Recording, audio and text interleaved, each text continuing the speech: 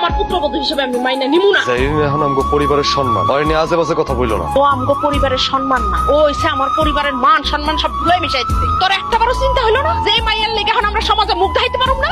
শোন, এই মাইয়ারে কিন্তু আমি আমার বাড়ির চৌকাটও পার হইতে দিব না। জাইরিন আমার বউ, ঘরে যদি ওর উঠতে হয় এই ঘরেই উঠবো। অসম্ভব। তুই যদি এই মাইয়ারে আমার ঘরে তোলার চেষ্টা করস তাইলে আমি তোর মতো কুলাঙ্গার কুলারেও ত্যায্য করতে এক মুহূর্ত চিন্তা করব না।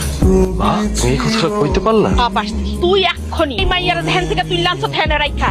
বাজারে তো এখন আমি কাপড় আনিনি, এখন আমার ভাল লাগে নাই, এটা আমি এখনই পরিবর্তন করতে পারবো। আমি এটা জীবনও পারুম না। তাহলে আমার পরিবারের দরজাও তোর লেগে বন্ধ, কথাটা মনে রাখিস। ও ভাইজান শোনো না, মা যা বলছো এটা মাইনা নাও না। ওই মায়ের তুমি বাপের বাড়ি রাখা আসো। চুপ করবে। কোনদিন যদি এরকম কথা শুনছি না, একদম থাপড়ে দাঁতটা ফেলাই।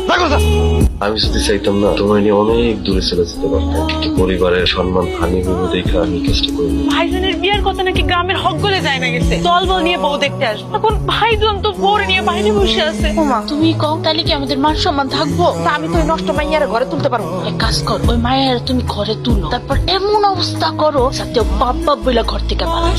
তোমার আসপর্দা দেখে আমার পাও থেকে মাথা পর্যন্ত আগুন